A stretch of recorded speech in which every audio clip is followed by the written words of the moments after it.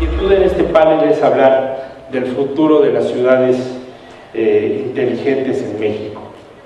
Y el problema pues no es sencillo, para ello simplemente voy a dar un pequeño dato. Al día de hoy el país cuenta con 384 ciudades y para el año 2030 van a ser 961 ciudades. Y yo creo que aquí el caso fundamental es que no queremos que estas ciudades declinen, como es alguno de los casos de las principales ciudades que tenemos en el país. Para el año 2050 el 90% de la población va a vivir en estas grandes ciudades, y este es un dato que da la Habitat de la ONU. Es un dato real, es un dato duro, lo que convierte en un caso muy complejo, profundamente complejo el manejo de las ciudades, y es pues nuestro subplaneta, ya la ciudad donde vamos a vivir, el 90% de la población va a quedar ahí. ¿Qué otra? Bueno, para empezar, soy arquitecta urbanista y actualmente estoy a cargo de ese proyecto que se llama City of Fear o Ciudad del Miedo, y me gustaría presentarles primero qué es esto del concepto de la Ciudad del Miedo, y en la segunda intervención hablar sobre la transición a la ciudad inteligente. Entonces, la idea de la Ciudad del Miedo, estamos hablando de una ciudad asediada por un enemigo interno y urbano. Llámese guerra civil, llámese guerra contra el narco, delincuencia elevada. Este fenómeno no es aislado, es algo que vemos que se repite constantemente, particularmente en las ciudades que recientemente ubicamos como que están haciendo frente a violencia crónica, como ciudades en Brasil, Argentina, Venezuela, México. Pero bueno, como urbanista y con mi trasfondo orientado un poquito hacia entender desde la raíz de dónde viene este problema, en el aspecto urbano lo podemos trazar a la evolución que hubo entre 1930 y 1970, con una evolución, con un planteamiento modernista del desarrollo de las ciudades. ¿A qué me refiero con modernista? Es un desarrollo que está orientado hacia la productividad, hacia la industria, hacia el crecimiento económico. Entonces se desarrollan planes como el que veíamos en la siguiente diapositiva. Este es un proyecto en Brasil. Entonces estos planes de desarrollo estaban orientados a hacer que los obreros pudieran llegar fácilmente a sus trabajos, que la vivienda estuviera bien distribuida entre los obreros y que la ciudad en general estuviera enfocada hacia la producción. Ahora, durante esta época que estamos hablando de este desarrollo modernista de las ciudades, 1930-1970, también coincide con un crecimiento muy acelerado de las ciudades. Empieza a haber más población en las zonas urbanas, y no es porque la gente en las zonas urbanas tenga más hijos, es porque la gente deja el campo para ir a las ciudades, integrarse y buscar una mejor calidad de vida. Sin embargo, estas personas empezaron a ver una cierta dificultad entrando en una lógica industrial cuando vienen ellos de una lógica rural. Entonces estas personas empiezan a no tener cabida en una ciudad enfocada hacia la industria y la producción. ¿Qué es lo que sucede? Se empiezan a formar los famosos slums o favelas en Brasil, o los barrios jóvenes en Perú, o las villas en Argentina. Ahí vemos, por ejemplo, Medellín. Vemos todo el desarrollo vertical impresionante en el fondo, y acá al frente estos barrios vulnerables. En la siguiente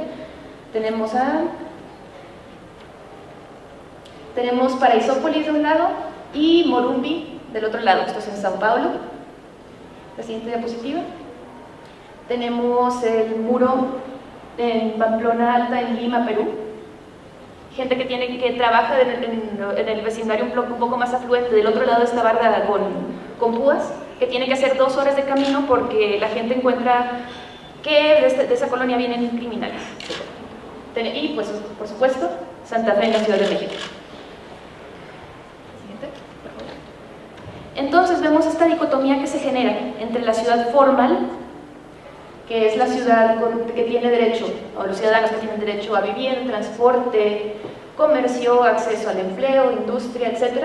Y la ciudad informal, donde hay ocupantes ilegales, un derecho ambiguo al uso de suelo, etc. Entonces empezamos a entender que hay una relación relación recursiva entre ciudad e inseguridad. El hecho de empezar a aislar a todas estas personas, a no integrarlas a una dinámica urbana de derechos a servicios, hacen que ellos tengan que encontrar una manera de resolver infraestructura, de resolver educación, por ejemplo, de resolver temas de salud. Entonces este es un campo fértil para que líderes que tienen cierta facilidad o ciertas conexiones, empiecen a aprovecharse de la necesidad de la gente. Entonces, por ejemplo, con el asunto del narco, ese es un terreno fértil, perfecto, para que la gente, para encontrar básicamente soldados de a pie para el narco, por así decirlo. Entonces, esto me refiero con una relación recursiva entre ciudad y seguridad. Una ciudad que empieza a alejar a la gente, una ciudad que segrega, produce inseguridad. Y esta inseguridad, a su vez, hace que quienes pueden costearlo transformen su entorno, o los que no pueden costear, construir bardas o mudarse de vecindario, o poner barrotes, o poner alarmas, transforman sus prácticas urbanas. No vayas aquí de noche, no te vistas de cierta manera aquí, no uses este tipo de cosas en este entorno, etcétera, etcétera. Y finalmente empieza a leerse el espacio público como un espacio de peligro. Entonces, mientras esté en una casa resguardada con alarma y con bardas y cuánta cosa, un entorno conocido, ese entorno es seguro, y el espacio público empieza a entenderse como un espacio en el que estoy vulnerable, en el que estoy expuesto. Y luego pasaremos a la relación de cómo se vincula esto con la ciudad inteligente. Muchísimas gracias, Edna. Desde luego que Ciudad del Miedo es un nombre fuerte, es un nombre duro, pero creo que la especie humana ha evolucionado y buscaremos la ruta entre todos para poder lograrlo. Para esta ruta, tú, Mario, que eres experto en seguridad, ¿qué nos propondrías? ¿Qué nos dirías? Soy de licenciatura en Sociología de la UAM, Xochimilco, tengo una maestría en Sociología en la Ibero y el doctorado en Sociología en la UNAM. Es decir, he sido al menos en algo constante en mi vida, ¿no? La sociología. Pero luego tuve una deformación profesional que fue que me metí a trabajar en temas de seguridad cuando estaba en la licenciatura, y de eso hace 27 años. Entonces, no me he salido del tema. Tengo una maestría en política criminológica, como dijo Pablo, entonces yo no puedo ver el mundo de otra perspectiva que no sea, en este caso, desde ciertas disciplinas que son, por ejemplo, la criminología o la política criminológica. Siempre cuando doy clases le digo a mis alumnos que si tienen un problema de hidráulico, ¿a quién llaman? ¿A un plomero o un carpintero? Al plomero. Y más manejando la Torre Mayor lo sabrías. A 2 plomeros. A 3 plomeros, o sea, los mejores. Bueno, si en una ciudad tenemos problemas de inseguridad, ¿a quién invitan? A quien sea. No sé si me explico. No hay profesionales en México que den respuesta a los problemas de seguridad. Durante todas estas 4 décadas no hemos formado en las universidades realmente profesionales. Entonces, lo que yo tengo aquí es decirles, solamente hay teorías del lado derecho de ustedes. Yo tengo, si me preguntan, como Pablo, ¿qué hacemos? Yo te diría, Pablo, tenemos 20 soluciones hoy disponibles en el mercado de soluciones de política criminológica a nivel internacional. Las primeras 10 soluciones, la siguiente lámina, por favor, son estas de aquí, que yo les diría, está probado que si ustedes las aplican en la Ciudad de México, en Celaya o en Tuxtla, van a obtener buenos resultados. Son 10 teorías que llevan práctica, que se han hecho políticas públicas. Señalé algunas como la prevención situacional del delito, que está en nuestra ley. Señalé la prevención del delito basada en la comunidad, que está en nuestra ley. Señalé, por ejemplo, Nueva York usó la teoría de las ventanas rotas. Estas está demostrado, traen teoría, traen maestrías, traen indicadores y son probadas. Las otras 10 en algunos lugares funcionan y en otros no. Por ejemplo, lo que decía Edna, la 1, el espacio defendible de Oscar Newman, se aplicó y se hizo proyecto arquitectónico. Prevención del delito a través del diseño ambiental, CEPTED, Crime Prevention Through Environmental Design. Aquí veo a Jorge Septién. En el ámbito privado nos es muy familiar, por ejemplo, al ámbito privado aplicar CEPTED, nos lo enseñan. Sabemos cuidar edificios gracias a CEPTED, pero también en Chile saben cuidar ciudades, y en Canadá y en muchos otros países.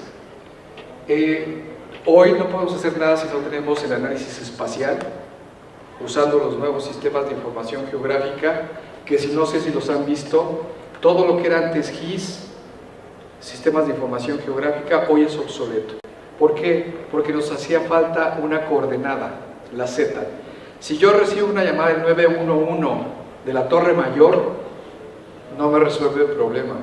¿En qué piso de la Torre Mayor ocurre la emergencia? Hoy en los nuevos sistemas ya podemos georreferenciar la otra coordenada. Las ciudades han crecido y eso nos ha implicado desde el punto de vista operativo a mejorar las tecnologías. Podría detenerme en cada una de ellas con detalles concretos, pero sigo. Hay gente que dice, ponga un SWAT, señor Pablo, haga lo que hacen en Brasil, meta al ejército a las favelas. Así se soluciona. Hay gente que piensa que así se puede solucionar. La otra es inteligencia antidelictiva. Acabamos de presenciar en esta expo, por ejemplo, a dos grandes de las telecomunicaciones, Motorola Solutions y Airbus. Ambos líderes dejaron atrás las misiones de comunicación crítica para seguridad y se movieron al paradigma de la inteligencia.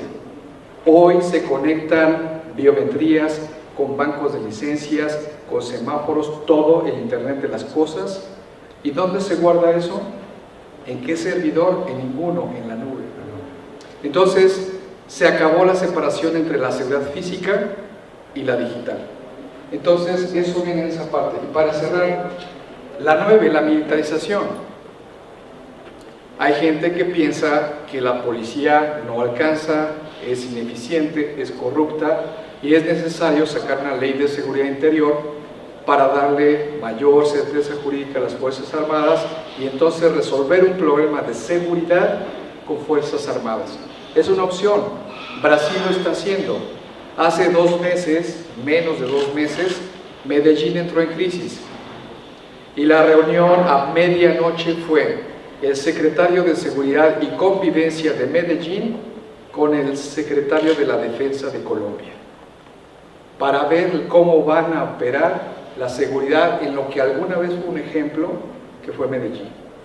Y cierro diciendo lo que decía Edna: hay gente que si tiene dinero, que pague su seguridad y que ven en la seguridad privada la opción.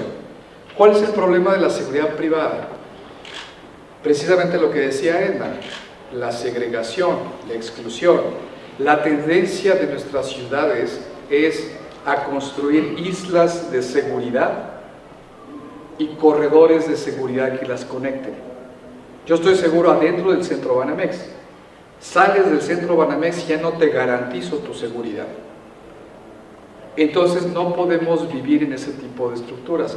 Y cierro el comentario diciendo, en el fondo, en un sentido binario, no nos hemos dado cuenta de la evolución de la inteligencia artificial y su utilidad para las ciudades y la gobernanza. Nosotros creo que nuestras generaciones nos educaron hablando del networking, de las redes. Todo el mundo estamos familiarizados con las redes, hay autónomas y dispersas. El concepto de networking es un nodo conectado con una línea con otro nodo. Así hemos construido, solucionado la seguridad en las ciudades. ¿Cuál es el problema? Que entre nodo y nodo, en medio hay un hueco. Ese hueco es de exclusión. Y el concepto que debemos usar en seguridad urbana ya cambió. En lugar de una red, necesitamos una malla. De hecho, dentro del concepto de ciudad inteligente no podemos entender nosotros el avance de la ciencia, la tecnología y la inteligencia artificial per se, si no hay una decisión gubernamental, una convicción gubernamental y política para que sucedan las cosas. Hoy por hoy, desde luego que el razonamiento tradicional nos indica que debemos ir de lo general a lo particular, pero así como definimos a la familia como el núcleo de la sociedad, es en estas pequeñas células, comparadas con la magnitud de las grandes ciudades, donde quizá pudiera ser un modelo de seguridad que pudiera irse expandiendo para no agarrar el todo. Aquí me gustaría, Felipe, si nos pudieras ayudar un poco. Tú tienes experiencia en grandes infraestructuras, muy probablemente las más importantes de México, y tienes un vínculo muy importante con todo el corredor Reforma, con toda la Asociación de Facility Managers del corredor, si no me equivoco. ¿Cómo entiendes tú este proceso físico y humano dentro de la actividad de tus infraestructuras, y cómo propondrías también llevarlo más allá? Y una de las frases que recuerdo del finado señor Reichmann es que decía, bueno, ya hicimos el edificio y ya empezamos al revés, debimos haber hecho la ciudad y luego hacer el edificio, pero ya estaba así. Y ese es todo un reto. Bien entendida la pregunta, ya estaba así. Así lo encontramos y así se hizo el edificio, tanto Torre Mayor como Torre Diana. En esta grafiquita y tomé, vamos a decir, las ideas que están ustedes diciendo aquí mis compañeros. En una ciudad hay tres grupos muy importantes que conviven todos los días.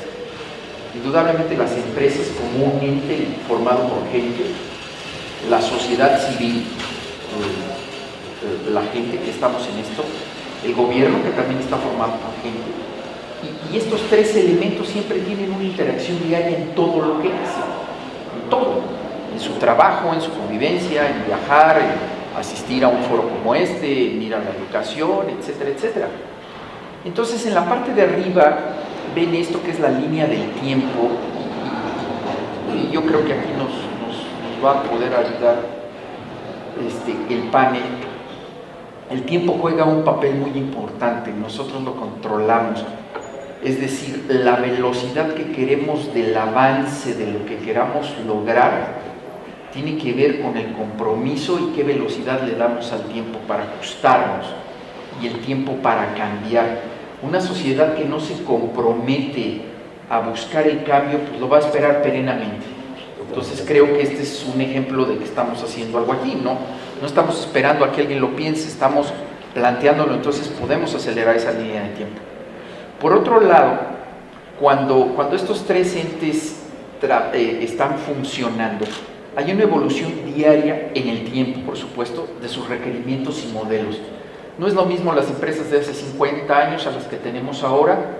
La sociedad ha cambiado por todos los sentidos, la comunicación, sobre todo los grupos que se van haciendo sociales a través de la tecnología, también hay cierto impacto en esto. Parece ser que la tecnología, la nube, la red, las Facebook y demás, es un lugar donde todos podemos estar reunidos sin saber quiénes somos, ¿no?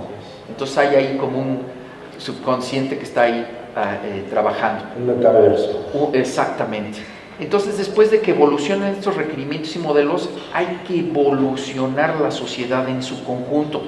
Si la sociedad en su conjunto no mejora, y creo que tú lo estás diciendo con otras palabras, pues entonces empiezas a aislarla, que es lo que tú estabas diciendo. Se van quedando, hay los rezagados. Y desafortunadamente, hay rezagados porque los olvidamos y hay rezagados porque así se quieren quedar. O sea, hay de esos tipos. Por más que los jales, pues no quieren avanzar. La mejora de las ciudades la hemos visto a través del tiempo, y déjame decirte ejemplos de desarrollos, y tú lo recuerdas. El World Financial Center en Nueva York, ahí donde estaba toda la zona de venta de pescados, era de basura y era una porquería Nueva York. Sí. En esa zona era una porquería. Pues se compró a ese precio esa zona ahí junto a la zona financiera, y se transformó y se volvió el World Financial Center. Entonces todo el mundo decía, esta compañía está loca, pero cambiamos ese lugar, se volvió un centro total, y ahí después se construyeron las Torres Gemelas y ahora se levanta el One Freedom Tower. era un lugar, no bueno, lo que sigue de mugrero, era todo el desperdicio de la Segunda Guerra Mundial, fue a dar ahí y era toda la basura de la ciudad de Londres estaba ahí. Entonces se transformó el lugar, se conectó, evolucionó, vamos a decir, la sociedad en su conjunto, buscando resultados. ¿Y cuáles eran esos resultados? Los resultados siempre han sido tres: eficiencia, productividad y seguridad, que es lo que todos tenemos derecho a tener, pero lo tenemos que trabajar, y ahí viene la bronca, ¿no? Hay que transformarnos. Y los ejes en los cuales nos hemos movido son estos.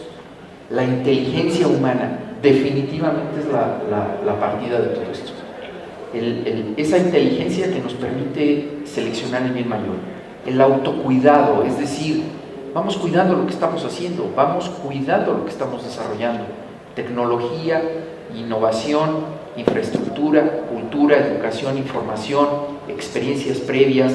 Y en experiencias previas se habla de todo el conocimiento que tienen todos en este tema.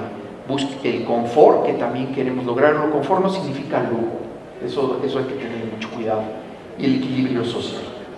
Entonces estas cosas que empujan a mejorar las ciudades, todo el tiempo se están revisando. Retroalimentar el proceso y volver a mejorar. Retroalimentar el proceso y volver a mejorar. Pero esto requiere un trabajo enorme y bueno, pues aquí están los expertos en esto. Pero este es más o menos el planteamiento de lo que hemos vivido en otras ciudades. Muchísimas gracias, Felipe. Gracias. La última razón de ser de todo este tipo de actividades es el ser humano, la preservación del planeta, que es la única casa que tenemos hoy por hoy.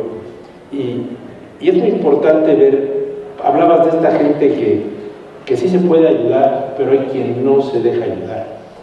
Y esto depende en muchos términos de la educación. Aquí te preguntaríamos, Jaime, ¿qué nos dices tú en todo este esquema que estás desarrollando de unión colaborativa ciudadana? ¿Cómo podemos educar a este ciudadano inteligente, este Smart Citizen, para que también el modelo de seguridad no nazca desde un cambio desde el exterior, sino nazca nuevamente desde la raíz? Si el diagnóstico no es el correcto, no va a haber soluciones. Y creo yo que no es el correcto el diagnóstico sobre la seguridad en este país ni en el mundo entero, ¿no? Y voy a hablar de este país. El diagnóstico parte de resolver problemas de seguridad, y me recuerda cuando era niño, teníamos un patio en la casa y salían unas ratas de las coladeras, y entonces el diagnóstico era que no entra a la casa, pues hay que cerrar la puerta de la cocina para que no se metan los animales. Pues no, ese no era el diagnóstico correcto. Las ratas salían porque mi papá guardaba las tortillas duras para llevarlas el fin de semana a un pueblo de unos amigos que tenía. Entonces el diagnóstico era que quitar las tortillas duras de ahí, ponerlas en otro lugar para que las ratas no salgan a comérselas. Pues no, tampoco era.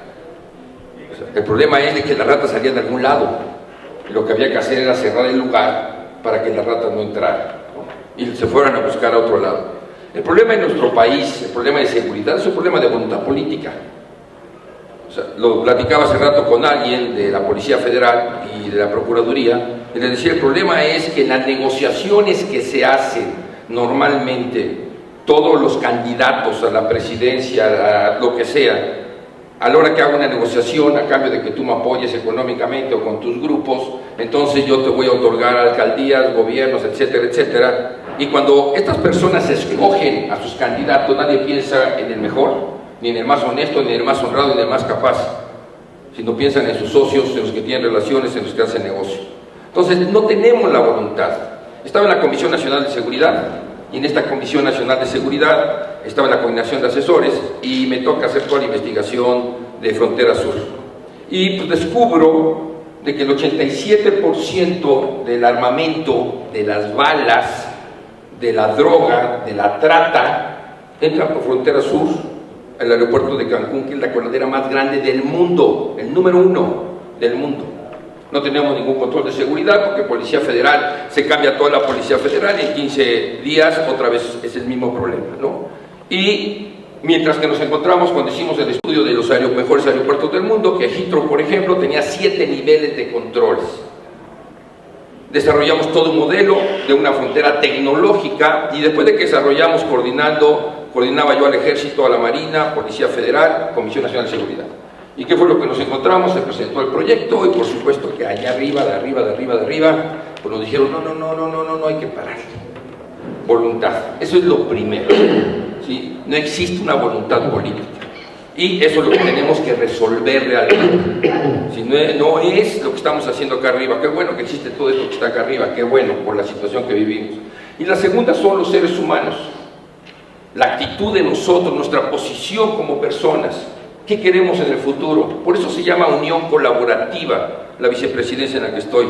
Porque lo que tenemos que entender nosotros como seres humanos es que tenemos que trabajar unidos, tenemos que colaborar y tenemos que tener responsabilidad y conciencia para hacer las cosas. Pero esto, ¿cómo se logra? Saben ustedes que en seguridad, si comparamos nosotros lo que se van a gastar algunas empresas, algunos estados y algunos países en todos los maravillosos equipos que estamos viendo arriba, tal vez si comparamos eso, lo que se gastaron, con lo que se van a gastar en preparar a las personas, a lo mejor solamente el 2 o 3% lo que tratan de la parte humana, cuando nosotros somos los que decidimos. La historia nos dice que la inseguridad es parte de la historia misma, desde los fenicios, los persas, los egipcios, los griegos, los romanos, parte de la historia de la humanidad. Pero hoy tenemos algo que no es corrompible. Hoy tenemos algo que no pueden amenazar o que no puede maquillar las cifras a favor de un partido político, de un gobierno o de un interés en específico económico. El otro día estaba leyendo un estudio donde estaban hablando sobre la alimentación y todas estas dietas y decían cómo fue manipulado toda esta información para que todos nosotros hagamos una serie de dietas que no son las que nos llevan a donde queremos llevarnos. Y entonces satanizan la carne, satanizan las grasas, satanizan un montón de cosas que no es el problema real de la alimentación. Pero entonces, ¿qué es lo que sucede? Lo que sucede es que tenemos que darnos cuenta que hoy día, por primera vez, la humanidad tiene algo que se llama inteligencia artificial que nadie puede corromper. Y que esta inteligencia artificial podemos trabajar en esta parte superior, en control de muchas cosas y trabajar con las personas. En la siguiente parte que me toque participar, explicaré cuál es nuestra propuesta de qué es lo que vamos a hacer y queremos hacer en las ciudades inteligentes. ¿Por qué? Porque ahorita ya tenemos un proyecto de 120 hectáreas en Quintana Roo para hacer la primera ciudad inteligente planeada desde el principio. Y cómo vamos a integrar a las personas y cómo vamos a meter un orden de gobierno para crear un programa piloto de lo que puede ser el futuro de la humanidad, claro, en nuestras dimensiones y posibilidades. Sin embargo, Edna, a ti te toca el sitio, el lugar, el hábitat, ¿no? Y no podemos disolver de ningún modo lo que es la ciudad de quienes la habitan. Nos hablabas de la ciudad formal e informal. Nos gustaría continuar con la charla contigo. ¿Dónde se cruzan esas líneas del tiempo? ¿Sí? ¿Cómo son estos nuevos y desafiantes conceptos? El concepto de ciudad inteligente para muchos investigadores, sobre todo en los años recientes, sigue siendo un poco difuso. Y luego, para quienes no son investigadores, le hace, para un político una ciudad inteligente significa una cosa, para un activista ecologista quiere decir otra cosa muy diferente, para un diseñador quiere decir otra cosa muy diferente. Entonces aquí lo que les estoy mostrando es un diagrama basado en una investigación que se me hizo muy interesante, de 3 investigadores que se llaman Marta Calderón, Gustavo López y Gabriela Mota, que ellos analizan las ciudades inteligentes en América Latina específicamente. Entonces están resumiendo los diferentes ámbitos en los que actúa la ciudad inteligente, todo basado en tecnologías de la información y de la comunicación. Entonces, ¿cómo se relaciona gobierno con esto? Pues cuando estamos hablando de acceso y transparencia, todo a través de el internet, todo que permite manejar una cantidad impresionante de datos, movilidad urbana, todo lo que se refiere a transporte, a que sea fácil desplazarse en la ciudad y de preferencia sea fácil desplazarse en la ciudad utilizando los 2 pies con los que todos nacimos, en el mejor de los casos. La economía, promover los comercios electrónicos, los servicios, tanto como servicios de agua, luz, gas, etcétera, hasta cultura y educación, que todo esté conectado, que todo se pueda casi controlar a través de aplicaciones y fibra óptica. Tenemos también el medio ambiente, obviamente, que el impulso de energías renovables y edificios verdes que no consuman mucha energía, reducir la huella ecológica de todas las casas, de las ciudades en general. Y pues todo esto, como ya mencioné al inicio, basado en tecnologías, basado en los últimos desarrollos que tenemos a la mano. Y luego, bueno, aquí les presento algo que se me hizo muy curioso. Al buscar en Google ciudades inteligentes, ¿y qué es lo que nos muestra? Nos muestra, bueno, para empezar, estos diagramas muy simpáticos, pero sobre todo nos muestra estas ciudades vistas desde arriba, pristinas, limpias, la ciudad vista como nosotros nos imaginamos, como casi siempre la foto que vemos de Nueva York o de Londres o de las grandes ciudades, que son edificios impresionantes de última tecnología y es lo que muchas veces dicen, eso quisiera la ciudad, eso quiere decir, ese edificio que veo, esas imágenes de la ciudad resplandeciente, es lo que quisiera para mi ciudad, que se vea que hay nivel, en pocas palabras. Sin embargo, pues, ¿podemos pasar a la siguiente, por favor? ¿Qué es lo que sucede a nivel de calle? Porque la belleza de las ciudades no está en lo impresionante de su skyline, está en lo que sucede a nivel de calle en realidad.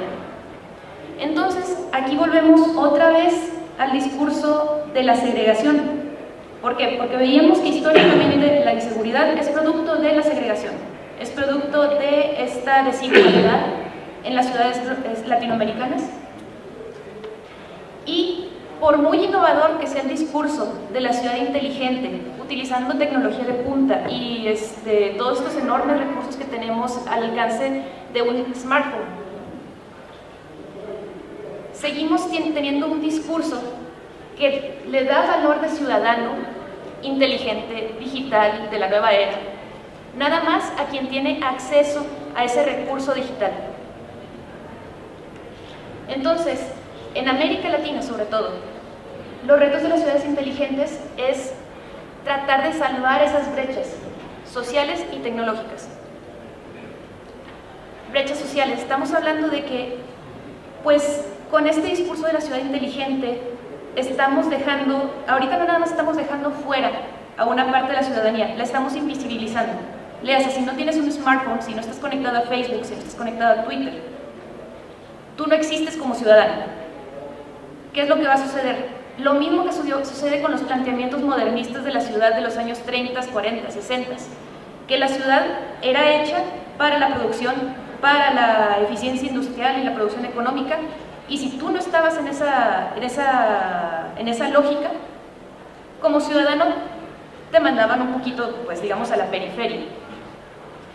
Y, digamos, un comercio puede permitirse hacer eso. Una tienda que dice, a mí me interesa que el perfil de mi cliente sea tal y tal. Si no lo puede pagar, ese cliente no me interesa. Y finalmente es un modelo de negocio, le puede o no funcionar a la tienda, está en todo su derecho. Una ciudad no se puede concebir como un negocio en ese sentido. ¿Por qué? Porque si ignoras a una parte de la población que no cumple con tu lista de ciudadano ideal, esas personas no van a desaparecer. Nada más se van a ir hacinando a lugares cada vez más precarios, cada vez en un ambiente de desesperación, donde su único recurso para solucionar todas esas carencias que les está dejando el sistema es incurrir en la ilegalidad. Y bueno, hablando de la brecha tecnológica, en América Latina el 65% de la población tiene acceso a Internet, que coinciden también con una cifra muy parecida a cantidad de pobreza de patrimonio. Entonces, ¿eso qué nos quiere decir? Quiere decir que tal vez de 10 ciudadanos, 6 son ciudadanos que vamos a considerar inteligentes y parte de una dinámica de una ciudad inteligente, y el resto no existen, no tienen acceso a Internet.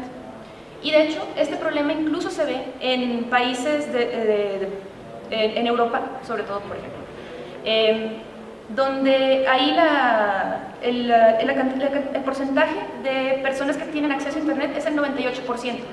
Es bastante más grande que en México. Sin embargo, estamos ahí hablando también de una segunda brecha digital, que es, bueno, estas personas que tienen Internet, ¿en qué condiciones están accesando a Internet?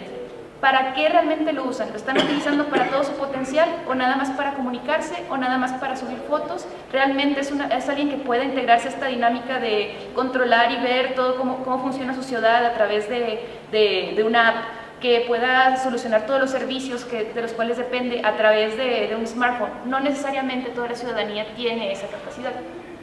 Entonces, lo que me gustaría dejar ya para finalizar mi intervención es de que antes que nos emocionemos y empecemos a pensar en cómo subir todos los datos urbanos hacia la nube, es ver cómo podemos realmente democratizar la ciudad inteligente.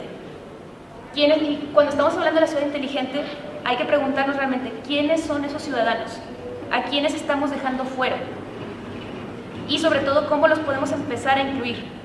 Entonces, ciudades como Medellín, que ya fueron un modelo de seguridad y todo esto, y pues lo mencionabas ahorita, los que se juntaron en esta crisis recientemente fue la parte militar y la parte de convivencia social. Porque si no resolvemos el problema de la convivencia social, por muy inteligente que sea la ciudad, por más cámaras que haya, por más fibra óptica, por más datos que haya, estos problemas van a venir y vamos a terminar como estábamos en el inicio, nada más que con mucho smartphone. En cuanto sea una ciudad mediana, podemos tener prevención, y una ciudad pequeña o incipiente, podemos tener hasta predicción. En estos términos, Mario, ¿qué nuevas tendencias tenemos actualmente? En la gobernanza y el sostenimiento de las ciudades: cambio climático, exclusión, desigualdad y creciente inseguridad. O sea, los 4 pilares sobre los que estamos construyendo el futuro son estos. Lo repito: cambio climático, exclusión, desigualdad y inseguridad. El poder transformador, estas son las tendencias. El poder transformador de la urbanización ha sido en parte debido a la implementación de tecnologías de la información y la comunicación. El corredor Reforma, por ejemplo, es un ejemplo. No hubiera sido posible sin las tecnologías de construcción que hoy tenemos. La concentración espacial de personas con bajos ingresos en zonas urbanas con pocas oportunidades de empleo bien remunerado están generando altos niveles de inequidad, deterioran la calidad de vida y mantienen algo que es las tasas de criminalidad, victimización y miedo al delito. En México, de acuerdo con la ENVIPE, la encuesta de victimización y percepción, 76% de los mexicanos vivimos con miedo. En Ecatepec, Estado de México, es del 94%. El 94% de los habitantes de Ecatepec tienen miedo. La planeación ambiental y la gerencia son esenciales para lograr ciudades sostenibles. Y ahora no basta haber hecho las ciudades, ahora es necesario también saber reconstruirlas cuando un sismo, un terremoto, una inundación, un atentado terrorista te desbarata tus ciudades. Y la pregunta es: ¿tiene tu ciudad capacidad de volver a ser? Nuestras ciudades, lo que decías, Pablo, las 350 de hoy, ¿tienen esa capacidad? El urbanismo, guiado tecnológicamente, debe responder a las necesidades de ciudades más vivibles, incluyendo participación ciudadana, para lograr una buena gobernanza. La siguiente.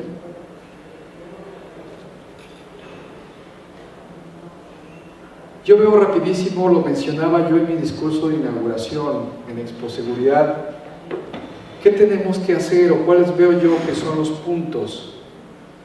A ver, la planeación estratégica nació con Stalin, con el plan quinquenal. En el caso de México, Lázaro Cárdenas del Río se la fusiló y Lázaro Cárdenas fue el primero que hizo el plan sexenal. El plan sexenal quinquenal en la Unión Soviética, les digo a mis alumnos, no es un deportivo, no, el plan sexenal fue un ejercicio de futuro que visualizó México del 34, de 1934 al 40.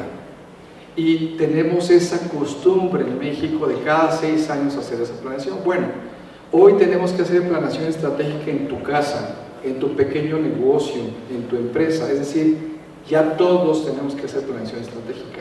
¿Por qué? Porque las amenazas globales impactan localmente. Lo que Trump haga va a impactar en Tuxtla, en La Piedad, Michoacán y en muchas otras ciudades, no solamente fronterizas.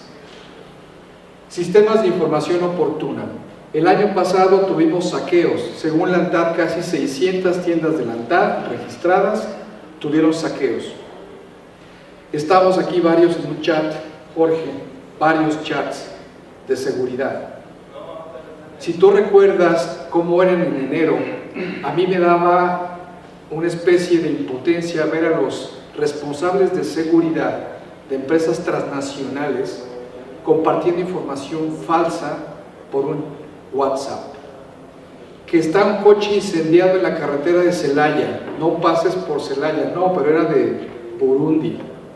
Es decir, no es posible que una policía metropolitana, no voy a decir el nombre del municipio, el director de seguridad pública se comunique con 600 policías por un grupo de WhatsApp.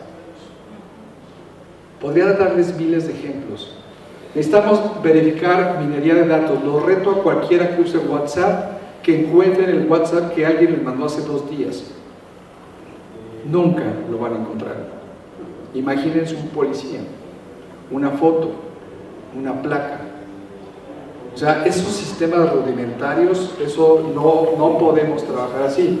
Ahora, análisis de riesgos. Ya dejó de ser un asunto de expertos, ya es un asunto de riesgos en cualquier escenario.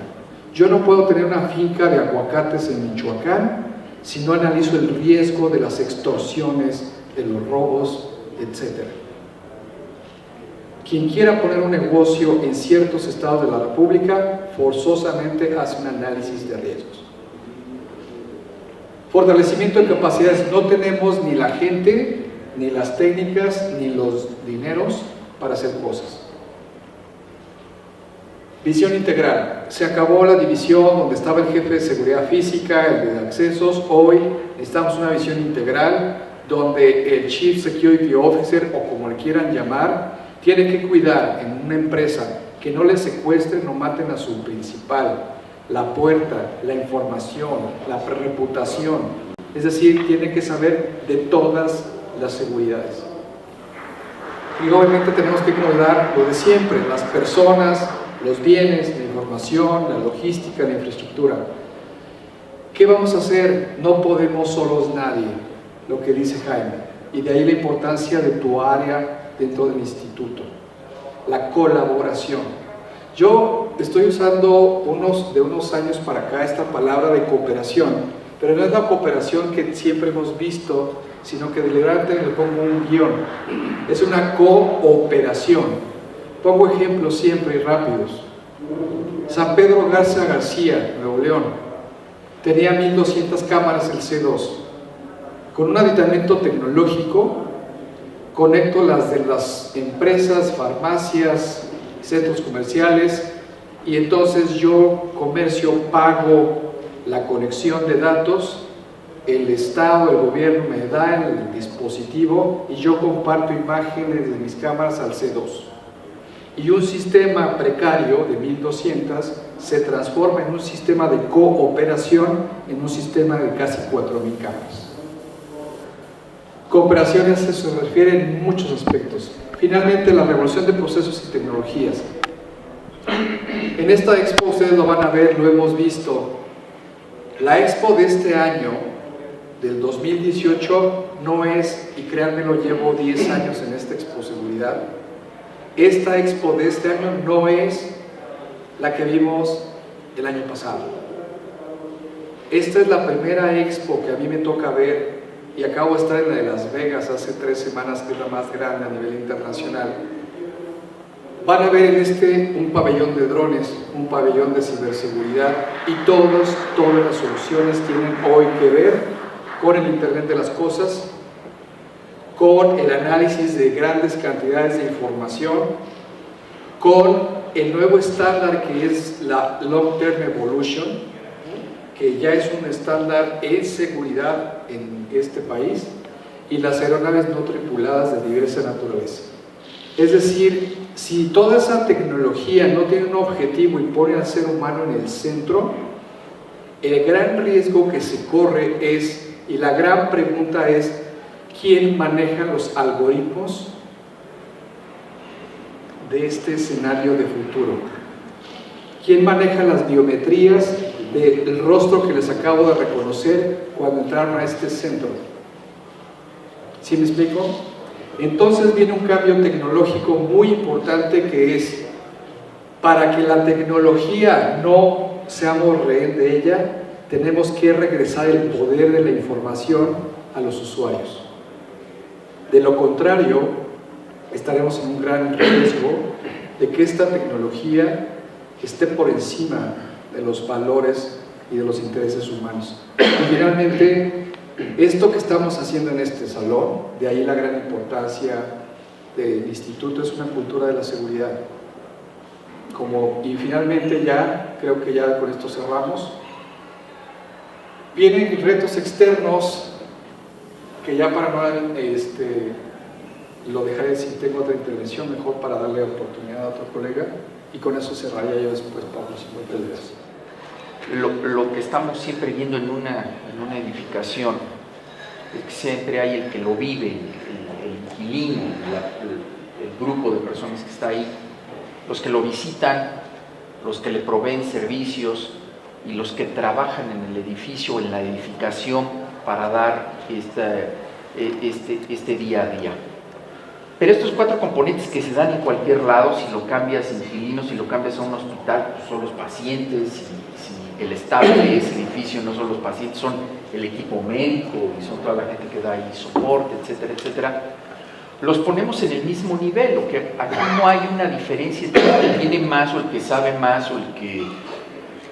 No vemos una diferencia social en ese sentido, todos estamos metidos en la misma edificación, entonces así lo creemos nosotros. Todos estos 4 elementos o 5, los que quieran agregar, entre ellos tienen relación, interacción, tienen requerimientos, intereses, o sea, hay una dinámica social ahí de su propia actividad. Todos ellos vivimos factores externos de riesgo, y creo que ya los hemos escuchado, desde el factor inseguridad, desastres naturales, el entorno mismo del inmueble, etc. Simplemente por el hecho de existir y meterme yo aquí en este inmueble, pues ya sin hacer nada yo estoy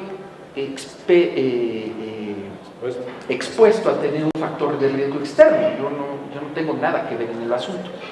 Pero también hay factores de riesgo interno, que los cuales en todos lados que hemos estudiado de verdad se da así, desde los horarios de operación de cualquier inmueble, de cualquier construcción, de cualquier escuela, de cualquier cosa.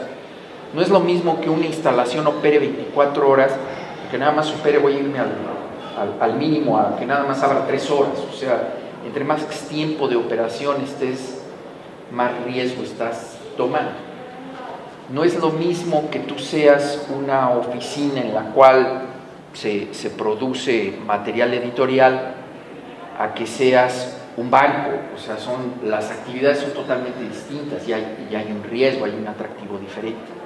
Todas estas dinámicas que hay entre todos, tanto los riesgos internos y externos, pues todos ellos conviven en los servicios que están adquiriendo, no solo en el inmueble, también en la ciudad. Si en un edificio tú te transportas verticalmente en un elevador, pues en una ciudad tú te transportas en el metro, en el metrobús, en lo que quieras. Todo esto se va adaptando. Entonces el asunto aquí, y lo enfocamos porque esta es la exposeguridad, no queremos resolver el mundo, queremos nada más hablar del asunto de safety and security, tenemos que hablar de un proceso integral de control. Esta lámina la vamos a dejar para compartirla a través de los medios y como ustedes lo consideren, pero a cada factor, tanto de riesgo interno e externo, estamos poniendo acciones muy puntuales, no lo estamos dejando en el etéreo, estamos diciendo exactamente qué hay que hacer. Pero si a esto le agregamos el beneficio de la tecnología, bueno, esto se va a volver expedito, esto se va a volver un material estudiable, esto se va a volver un modelo que pueda ir evolucionando en sí mismo, y que si en algún momento falla, porque también puede fallar la tecnología, lo que estamos tratando de hacer con todos los que estamos en estos edificios, te doy un dato, en Torre Mayor hay 9,000 personas, en Torre Diana hay 8,500, o sea, cada tarde sacamos 2 auditorios nacionales en una diferencia de 2 cuadras, ¿no? Es una cosa brutal, ni en mi pueblo hay tanta gente, imagínate, ¿no? Somos de pueblo chico. Somos de pueblo chico, ¿no? Ni siquiera lo había visto así.